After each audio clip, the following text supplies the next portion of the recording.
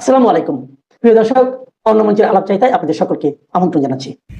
আজকের আলোচনা বারুইপুরের ঘটনা নিয়ে। আপনারা বলুন তো, অপরাধের কি কোনো ধর্ম হয়?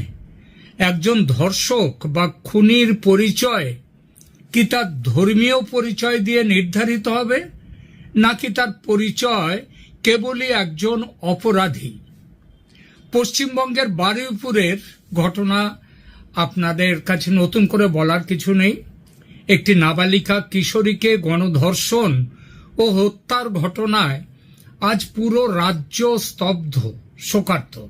কিন্তু ঠিক এই আবহেই ওপার বাংলায়, মানে বাংলাদেশে বসে একদল তথাকথিত সাংবাদিক এবং উগ্রপন্থী সংবাদ মাধ্যম এই মর্মান্তিক ঘটনাকে নিয়ে এক নোংরা খেলা শুরু করেছে। আমার দেশ পত্রিকার মতো জামাত ঘেঁষা সংবাদ মাধ্যমের আজকের হেডলাইন কি দিয়েছে জানেন? তারা লিখছে, জনরোষ ধামাচাপা দিতে মরিয়া শুভেন্দু সরকার। আমরা এই বিষয়টা নিয়ে কিছু কথা আজকে বলবো এবং সেই কথা বলার আগে আর একটা ছোট্ট স্কুপ নিউজ আপনাদেরকে দিয়ে দিই। আপনারা জানেন যে এই ঘটনায় 3 জনকে গ্রেপ্তার করা হয়েছিল এবং প্রথমে গতকাল আরো একজনকে গ্রেপ্তার করা হয়েছে, মোট 4 জন। এই 4 জনের মধ্যে একজন অভিযুক্ত যে ওই মেয়েটিকে নিয়ে গিয়েছিল, রাস্তায় থেকে ডেকে নিয়ে গিয়েছিল ওই ধর্ষণ এবং খুনের জায়গায়, এবং যে একজন প্রধান অপরাধী সেই প্রভাস মণ্ডলকে নিয়ে গতকাল রাতে পুলিশ ঘটনার পুনর্নির্মাণ করতে গিয়েছিল এবং রাত প্রায় 1টা নাগাদ গিয়েছিল, যা খবর পাচ্ছি। সেখানে গিয়ে পুনর্নির্মাণ করবার সময় রাতের অন্ধকারের সুযোগ নিয়ে সেই যে অপরাধী প্রভাস মণ্ডল, সে তার কাছে যে কনস্টেবল ছিল সেই কনস্টেবলের রাইফেল কেড়ে নিয়ে সে পালাতে যায় এবং সে যখন পালাচ্ছে সে গুলিও পর্যন্ত চালিয়েছিল। এই খবরটা কিন্তু পাওয়া যাচ্ছে, যদিও সে গুলি কারো লাগেনি। কিন্তু যখন সে পালিয়ে যাচ্ছিল তখন পুলিশকে বাধ্য হয়ে গুলি চালায় তখন, এবং সেই গুলিতে সে আহত হয় মারাত্মকভাবে। তাকে হাসপাতালে, বারুইপুর হাসপাতালে নিয়ে যাওয়া হয়। সেখানে গিয়ে তার মৃত্যু হয়। তাকে বলা হয় যে ব্রড ডেড, অর্থাৎ মৃত অবস্থায় আনা হয়েছে। তার মৃত্যুর খবরে পেয়ে এই প্রভাস মণ্ডলের মা, তার নিজের মা বলেছে, আমার ছেলে যে মরে গেছে, তাকে মেরে ফেলা হয়েছে, এর জন্য আমার কোনো দুঃখ নেই, কোনো অনুতাপ নেই, ভালো হয়েছে। তো এইবার আসি, এই খবরটা দিয়ে আসি এই ঘটনায় বাংলাদেশে কিভাবে এইটা নিয়ে রাজনীতি শুরু হয়েছে এবং এই রাজনীতির পেছনে সেখানকার হিন্দুদেরকে সবক শেখানো, তাদের উপর নতুন করে আক্রমণ করার একটা প্রচেষ্টা যে তৈরি হচ্ছে, সেটা নিয়েই এখনকার এই আলোচনাটা করব। সেইটাই উদ্দেশ্যেই কিন্তু এই প্রচার, সেখানে অপপ্রচার শুরু হয়েছে বাংলাদেশে। পুরো খবরটার দিকে তাকালে আপনার গা শিউরে উঠবে। কিভাবে একটা চরম অপরাধকে, একটা বাচ্চার মৃত্যুকে সাম্প্রদায়িক উস্কানি দেওয়ার হাতিয়ার বানানো হচ্ছে বাংলাদেশে। নিহত মেয়েটি মুসলমান আর অভিযুক্তরা হিন্দু। প্রসঙ্গত বলে রাখি, এইটাই হচ্ছে ওদের প্রোপাগ্যান্ডা ছড়ানোর জন্য যথেষ্ট। কিন্তু এই প্রসঙ্গে বলি যে চতুর্থ যে গ্রেপ্তারিটা হয়েছে সেটা কিন্তু একটি মুসলিম, এই ব্যাপারে, এই খুন ধর্ষণের মামলায়। যাই হোক, আমার বক্তব্য সেটা নয়। এরা যে সবাই হিন্দু, এটাই ওদের প্রোপাগ্যান্ডা ছড়ানোর জন্য যথেষ্ট। মৃতদেহের ওপরে দাঁড়িয়ে তারা রাজনীতি করছে, ভুক্তভোগী পরিবারের বয়ানকে বিকৃত করছে। কেন? কারণ পশ্চিমবঙ্গে এখন বিজেপি সরকার আর শুভেন্দু অধিকারী সরকারকে কালিমালিপ্ত করতে হবে। মমতা বন্দ্যোপাধ্যায় নির্বাচনে পরাজয়ের পর এই আমার দেশ এবং এর স্বগোত্রীয় পত্রিকাগুলো তারা কি মরা কান্না কেঁদেছে এবং জামাত কি কান্না কেঁদেছে সেটা আপনারা জানেন, নতুন করে আর সেটা বলবো না। তো আজকে এই সরকারকে কালিমালিপ্ত করতে হবে, কিন্তু আজ আমরা এই প্রতিবেদনে এই প্রোপাগান্ডা একেবারে ধুয়ে দেব। আজ তথ্যের মুখোমুখি দাঁড় করাবো সেই ঢাকার মিডিয়াকে যারা নিজেদের দেশে হিন্দু মেয়েদের ওপর হওয়া নারকীয় অত্যাচার নিয়ে মুখে কুলু পেটে বসে থাকে আর ভারতের দিকে আঙুল তোলে, মিথ্যে খবর ছড়ায় ভারতে মুসলিমরা তাদের নাকি গণহারে তাদের হত্যা করা হচ্ছে ইত্যাদি, মুসলিম মেয়েদের। ব্যাপারটা যে উল্টো সেটা আজকে তাদের বোঝাবো। আজ লাইভ এক্সরে হবে ওপার বাংলা আর এপার বাংলার বিচার ব্যবস্থার। শেষ পর্যন্ত শুনবেন, কারণ আজ সত্য কথা বলতে আমরা কোনো দ্বিধা করব না। প্রথমে আসা যাক বারুইপুরের ঘটনায়। ঘটনাটি ঘটার পর শুভেন্দু অধিকারী সরকার বা আমাদের পুলিশ প্রশাসন কি হাত গুটিয়ে বসেছিল? একদমই নয়। জাস্ট 24 ঘন্টার মধ্যে মূল অভিযুক্তদের চিহ্নিত করে গ্রেপ্তার করা হয়েছে। আর শুধু কি গ্রেপ্তার, শুভেন্দু অধিকারী নিজে গিয়েছেন সেই নির্যাতিতা যে নিহত মেয়েটি তার বাড়িতে, তার বাবা মার সাথে দেখা করেছেন এবং তাদেরকে আশ্বাস দিয়েছেন যে এই তাদের মেয়ের যেভাবে নিহত হয়েছে মেয়ে, তার উপরে যে অত্যাচার হয়েছে তার বিচার পাবেন তারা। এবং তার বাবা মা সে কথা শুনে খুশি, তারা বলেছেন যে মুখ্যমন্ত্রীর ওপরে আমাদের পুরো বিশ্বাস আছে। অথচ বাংলাদেশের পত্রিকা বলছে শুভেন্দু সরকার, শুভেন্দু গভর্নমেন্ট তারা ধামাচাপা দিতে চাইছে এই ঘটনা। নক্কারজনক বললে কম বলা, এরা সাংবাদিক, এরা সংবাদপত্র। বলি গত রাতে কি হয়েছে সেই ঘটনায়। আইনের শাসন কাকে বলে তা গতকাল রাতে বারুইপুরের পুলিশ দেখিয়েছে। আগে যে খবরটা দিলাম, ঘটনার পুনর্নির্মাণের জন্য যখন প্রধান অভিযুক্ত প্রভাস মণ্ডলকে নিয়ে যাওয়া হয়েছিল, সে পুলিশের বন্দুক ছিনিয়ে নিয়ে পালানোর চেষ্টা করে, আর পুলিশ প্রশাসন সেখানে দাঁড়িয়ে তামাশা দেখেনি। আত্মরক্ষার্থে এবং একজন দাগী অপরাধীকে রুখতে পুলিশ গুলি চালাতে বাধ্য হয়, যাকে সহজ বাংলায় বলা যায় এনকাউন্টার। এনকাউন্টারে খতম হয়েছে সেই নরপিশাচ প্রভাস মণ্ডল। এই প্রভাস মণ্ডলের ধর্মীয় পরিচয় কি ছিল তা ভারতের পুলিশ দেখেনি। সে হিন্দু নাকি মুসলমান তা ওই হিন্দুত্ববাদী বিজেপি সরকার, শুভেন্দু অধিকারী সরকার বিচার করেনি, বিচার করেছে তার অপরাধের। ভারতের মাটিতে পক্সো আইন এবং ফাস্ট ট্র্যাক কোর্টের যে পরিকাঠামো রয়েছে সেখানে অপরাধীর ছাড় পাওয়ার কোনো জায়গা নেই। অথচ ঢাকা থেকে বসে এজেন্ডাধারীরা, মিডিয়াগুলো, এজেন্ডাধারী মিডিয়া, তারা বলছে কি, তারা বলছে যে শুভেন্দু সরকার হিন্দু অপরাধীদের বাঁচাতে মরিয়া। বলি চোখ দুটো কি অন্ধ হয়ে গেছে বাংলাদেশের সংবাদ মাধ্যমের? নাকি প্রোপাগান্ডা ছড়াতে ছড়াতে মগজটাই একেবারে পচে গেছে? যে অপরাধী পুলিশের গুলিতে মরল তাকে বাঁচানোর চেষ্টা কোথায় দেখলেন তারা? ধামাচাপা দেওয়ার চেষ্টা কোথায় দেখলেন তারা?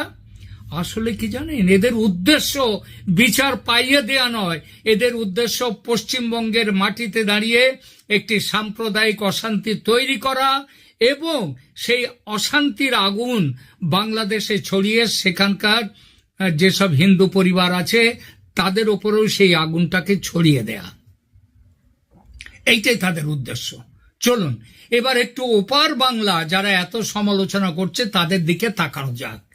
যে আমার দেশ পত্রিকা আজ ভারতের আইন শৃঙ্খলা নিয়ে জ্ঞান দিচ্ছে, তাদের একটু আয়না দেখাই। বাংলাদেশে হিন্দু মেয়েদের এবং হিন্দু পরিবারের উপর যে পদ্ধতিগত প্রাতিষ্ঠানিক অত্যাচার চলে তা নিয়ে কটা হেডলাইন করেছে তারা। আমরা ভুলে যাইনি পটুয়াখালীর সে নৃশংস ঘটনা, আমরা ভুলে যাইনি দীপুচন্দ্র দাসের ভয়াবহ হত্যাকাণ্ড। বাংলাদেশে যখনই কোনো রাজনৈতিক অস্থিরতা হয়, যখনই কোনো ক্ষমতার রদবদল হয়, সবার আগে সব টার্গেট করা হয় কাদের? ওখানকার সংখ্যালঘু হিন্দুদের। তাদের বাড়িঘর জ্বালানো হয়, মন্দিরে ভাঙচুর চালানো হয়, আর তাদের মা বোনেদের উপর নেমে আসে চরম যৌন নির্যাতন। সেই যে মেয়েটি যাকে একদল দুষ্কৃতী এবং বলি বাংলাদেশের মুসলিম দুষ্কৃতীরা ধর্ষকরা যখন তাকে নির্যাতন করছে, তার উপরে চড়াও হয়েছে, তাকে ধর্ষণ করছে, তার মা করুণ কণ্ঠে বলেছিল শুধু একটা কথা, বাবা তোমরা এক এক করে এসো, আমার মেয়েটা বাচ্চা, ওকে বাঁচতে ও সহ্য করতে পারবে না। এই হচ্ছে বাংলাদেশ, সেখানকার হিন্দু মেয়েদের উপরে অত্যাচারের ছবি। আমি ঢাকার ওই সাংবাদিকদের জিজ্ঞেস করতে চাই, বাংলাদেশে হিন্দু মেয়েদের উপর নির্যাতনকারী কোন মুসলিম ধর্ষক বা অপরাধীর ক্ষেত্রে আজ পর্যন্ত আপনাদের পুলিশ প্রশাসন কি কোনো এনকাউন্টার করেছে? আজ পর্যন্ত কোনো ফাস্ট ট্র্যাক কোর্টে দাঁড়িয়ে 3 মাসের মধ্যে কোনো অপরাধীর ফাঁসি হয়েছে? না, হয়নি। সেখানে অপরাধীরা বুক ফুলিয়ে ঘুরে বেড়ায়, কারণ তারা জানে যে তাদের মাথায় আছে উগ্রপন্থী রাজনৈতিক দল এবং সেই দলের সরকারের ছাতা। সেখানে পুলিশ নিষ্ক্রিয় দর্শক হয়ে দাঁড়িয়ে থাকে। দীপুচন্দ্র দাসের হত্যার বিচার আজ কোথায়? নোয়াখালী, রংপুর কিংবা সালার ঘটনার বিচার কোথায়? বিচারের বাণী সেখানে নীরবে নিভৃতে কাঁদে। নিজেদের দেশের এই চরম বিচারহীনতার সংস্কৃতি ঢাকা দিতেই কি আজ ভারতের একটা ঘটনা নিয়ে এত লাফালাফি করছে বাংলাদেশের আমার দেশ এবং তার স্বগোত্রীয় মেইনস্ট্রিম পত্রিকাগুলো? আসি বাংলাদেশে মুসলিম নারীদের পরিস্থিতি, সেই প্রসঙ্গে। আপনারা হয়তো ভাবছেন বাংলাদেশে শুধু হিন্দু মেয়েদের শিকার হয়, হিন্দু মেয়েরাই শিকার হয়। না, তা নয়। প্রোপাগ্যান্ডার আড়ালে আসল সত্যটা আরো ভয়ানক।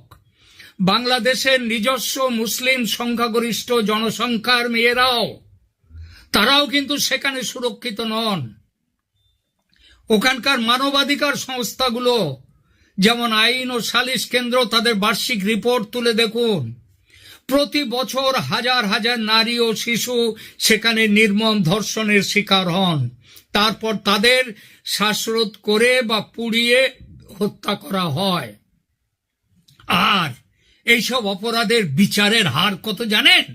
বাংলাদেশে সরকারি এবং বেসরকারি বিভিন্ন সমীক্ষা বলছে বাংলাদেশে নারী ও শিশু নির্যাতন মামলায় অপরাধীদের শাস্তি পাওয়ার হার 1% কম। 1%, ঠিকই শুনেছেন, মাত্র 1%। তার মানে 99% ক্ষেত্রে অপরাধীরা কোনো না কোনো উপায়ে পার পেয়ে যাচ্ছে। রাজনৈতিক প্রভাব, টাকার খেলা কিংবা তদন্তের চরম গাফিলতি কিংবা সেখানকার পুরুষতান্ত্রিক শাসন ব্যবস্থা, এই হলো ওপার বাংলার বিচার ব্যবস্থার আসল কঙ্কালসার চেহারা। যে দেশের বিচার ব্যবস্থা নিজের দেশের মেজরিটি বা মাইনরিটি কোনো মেয়েরই নিরাপত্তা দিতে পারে না, যে দেশের 1% অপরাধীও শাস্তি পায় না, সেই দেশের উগ্রপন্থী মিডিয়া, আমি এদেরকে বলবো এরাই উগ্রপন্থী আসল। এই মিডিয়া আজ ভারতকে মানবাধিকার আর আইনের শাসন শেখাতে আসছে। নিজেদের ব্যর্থতা লুকোতে, নিজেদের দেশের মানুষের ক্ষোভকে অন্যদিকে ঘুরিয়ে দিতে তারা ভারতের এই ঘটনাকে সাম্প্রদায়িক রং দেওয়ার চেষ্টা করছে এবং এই চেষ্টার পরিণামে বাংলাদেশে বেঁচে পড়তে থাকা যা 8%-রও কম হিন্দু আছে তাদেরকে নতুন আক্রমণের সামনে ফেলে দেওয়ার চক্রান্ত এগুলো।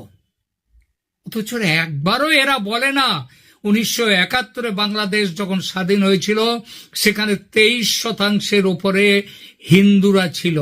আজকে সেই হিন্দুরা কোন ভালোবাসার অত্যাচারে তারা আজকে 8% নেমে এলো, এই কথাটা তারা বলে না।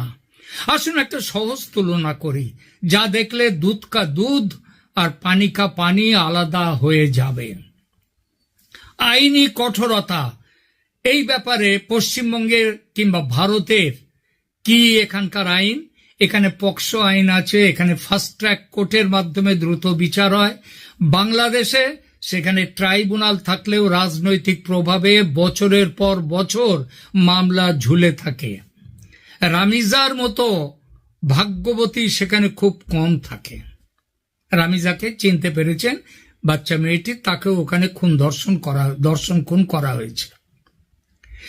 এরপর পুলিশি পদক্ষেপের হিসাবটা দেখুন। পশ্চিমবঙ্গে অপরাধীর ধর্ম না দেখে কঠোর অ্যাকশন নেওয়া হয়। বারুইপুরের ঘটনায় 24 ঘন্টার মধ্যে গ্রেপ্তার এবং এনকাউন্টার হয়েছে। আর বাংলাদেশে অপরাধী উগ্রপন্থী বা প্রভাবশালী হলে পুলিশ নিষ্ক্রিয়। এনকাউন্টার বা দৃষ্টান্তমূলক শাস্তির নজির একটাও নেই। মিডিয়ার ভূমিকাটা কি? পশ্চিমবঙ্গে অপরাধীকে অপরাধী হিসেবেই দেখা হয় এবং ন্যায় বিচারের দাবি তোলে। আর বাংলাদেশ, ওখানে আমার দেশের মতো পত্রিকাগুলো অপরাধের মধ্যেও ধর্মীয় মেরুকরণ খোঁজে এবং মিথ্যা প্রোপাগান্ডা ছড়ায়। প্রিয় দর্শক, ভারত একটি ধর্মনিরপেক্ষ গণতান্ত্রিক রাষ্ট্র। এখানে আইনের চোখে সবাই সমান। অপরাধী কোন ধর্মের তা দেখে এখানে সাজা ঠিক হয় না। বারুইপুরের ঘটনা তার সবচেয়ে বড় প্রমাণ। কিন্তু বাংলাদেশে বিচার ব্যবস্থা, আজ বাংলাদেশের বিচার ব্যবস্থা উগ্রপন্থীদের পকেটে বন্দী হয়ে আছে। শেষ করি আলোচনা।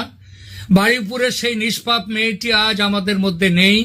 তার পরিবারের এই ক্ষতি কোনো কিছু দিয়েই পূরণ করা সম্ভব নয়। কিন্তু আমরা নিশ্চিত ভারতের মাটিতে দাঁড়িয়ে তার পরিবার সম্পূর্ণ ন্যায় বিচার পাবে এবং সেটা পাবে এই শুভেন্দু অধিকারীর হিন্দুত্ববাদী বিজেপি সরকারের কাছে।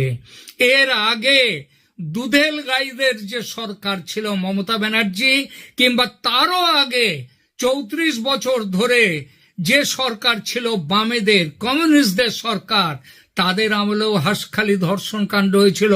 বাস থামিয়ে কোনো বিচার হয়নি, বিচার পায়নি। কারণ ধর্ম দেখে তারা সেদিন করেছিল। কিন্তু হিন্দুত্ববাদী এই সরকার, তারা ধর্ম দেখে না। ভারতের মাটিতে দাঁড়িয়ে এই মেয়েটির পরিবার, বারুইপুরের মেয়েটির পরিবার সম্পূর্ণ ন্যায় বিচার পাবে। কোনো অপরাধী ছাড় পাবে না। তা সে প্রভাসের মতো এনকাউন্টার হোক বা অন্য কোনো কারণে কোনো ব্যাপারেই হোক না কেন, তাদের বিচার হবে। আর ওপার বাংলার প্রপাগান্ডাবাজদের উদ্দেশ্যে শুধু এইটুকুই বলবো, মৃতদেহ নিয়ে রাজনীতি করা বন্ধ করুন। পশ্চিমবঙ্গের মানুষ এত বোকা নয় যে আপনাদের এই সস্তা উস্কানিতে পা দেবে। এখানে শুভেন্দু অধিকারীর সরকার অপরাধীদের জম, তাদের রক্ষাকর্তা নয়। নিজেদের দেশের দিকে বরং তাকান, নিজেদের মা বোনেদের দিকে তাকান, তাদের নিরাপত্তা নিশ্চিত করুন। সেটা না করে ভারতের দিকে আঙুল তোলার এই আঙুলটাকে সরিয়ে নিজেদের ঘাড়ে, নিজেদের দিকে দিন। প্রিয় দর্শক, আপনাদের কি মনে হয় বাংলাদেশের মিডিয়ার এই নোংরা অপপ্রচারের আসল উদ্দেশ্য কি? সেটা কি ওখানে আবার হিন্দুদের উপরে এই নিয়ে আবার অত্যাচার চালানো? সেই চেষ্টা কিন্তু দেখা যাচ্ছে। কমেন্ট সেকশনে আপনাদের মতামত অবশ্যই জানান।